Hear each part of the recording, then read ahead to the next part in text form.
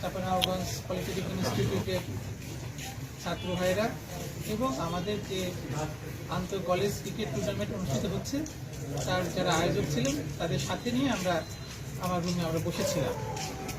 সেখানে আমরা চাঁপাইনবাবগঞ্জ পলিটেকনিক ইনস্টিটিউটের ছাত্র ভাইদের কথা শুনলাম। সেখানে আমাদের সম্মানিত শিক্ষক উপস্থিত ছিলেন পলিটেকনিক ইনস্টিটিউটে।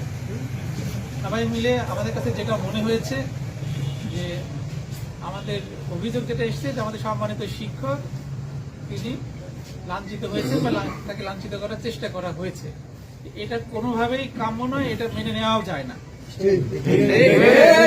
সেই কারণেই আমরা সিদ্ধান্ত নিয়েছি যে আসলে প্রকৃত ঘটনা আমাদের উদ্ঘাটন করা দরকার। এই প্রকৃত ঘটনা উদ্ঘাটন করার স্বার্থে আমরা একটি বলা যায় যে সকল পক্ষের সমন্বয়ে তদন্ত কমিটি আমরা গঠন করে দিয়েছি।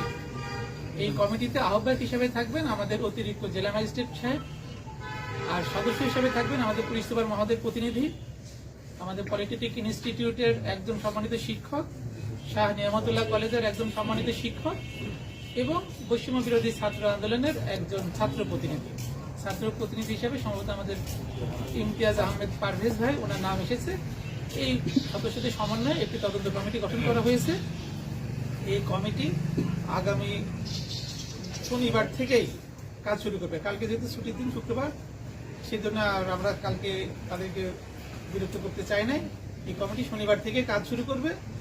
তারা যারা ভিক্টিমাইজ হয়েছেন এবং তাদের যারা ভিক্টিমাইজ হয়েছেন তাদের বক্তব্য শুনবেন, ফ্যাক্ট ফাইন্ডিংস তারা করবেন, আসলে কি ঘটনা, এবং তারা সুপারিশ প্রণয়ন করবেন। আমরা তাদেরকে সময় বেশি দিতে চাই না, যে আমাদের এটার সাথে আমাদের অনেক কিছু জড়িত।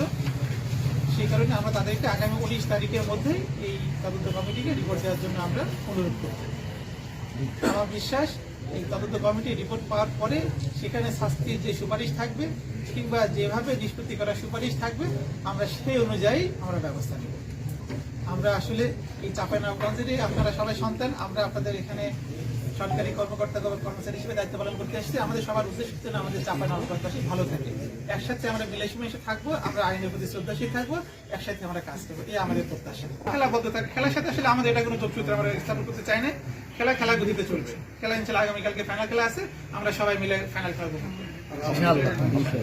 আমাদের অনুরোধ থাকবে শান্তি শৃঙ্খলা নিরাপত্তা বজায় রাখার সাথে এই নগরীর বা এই শহরের অথবা এখানকার মানুষের শান্তি শৃঙ্খলা এবং নিরাপত্তার সাথে আপনারা সর্বোচ্চ ত্যাগ তিতিক্ষা দেখাবেন, ধৈর্যের পরিচয় দেবেন এবং যা ঘটেছে তার বিচার হবে, উপযুক্ত শাস্তি হবে। আয়োজক কমিটির যে ফল্ট থাকে, যার যেখানে ফল্ট আপনারা সব তুলে ধরবেন, এটা ওভাবে তদন্ত কমিটিতে চলে আসবে। এবং আমরা মনে করি তদন্ত কমিটি আমাদের একজন অতিরিক্ত পুলিশ সুপার র্যাঙ্কের একজন লোক থাকবে, তারপরে জেলা ম্যাজিস্ট্রেট, অতিরিক্ত জেলা ম্যাজিস্ট্রেট থাকবেন, নিরপেক্ষভাবে কাজ করবেন। তো আপনারা এটা একেবারেই আস্থা রাখতে পারেন, এখানে কোনো ধরনের স্বজনপ্রীতির সুযোগ নেই। একজন শিক্ষক কাজে রয়েছেন, এটা কাম্য না। আমরা এটা এটুকু বলতে পারি।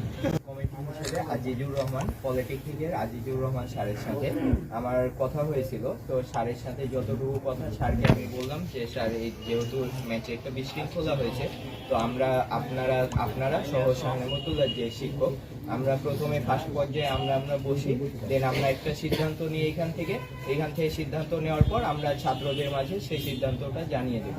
তো স্যারকে যখন আমি এই কথা বলি, স্যার বলে আচ্ছা ঠিক আছে, আমি জানাচ্ছি। আমি আমার প্রিন্সিপালের সাথে মেবি বলছিল আমাদের স্টেডিয়ামে আসে, আমরা স্টেডিয়ামের মাঠে আছি। তারপর তো স্যারের সাথে আমার স্টেডিয়ামে দেখা হবে। যারা ভুল করেছেন, যারা অন্যায় করেছেন তাদের বিচার হবে এবং যারা ক্ষতিগ্রস্ত হয়েছে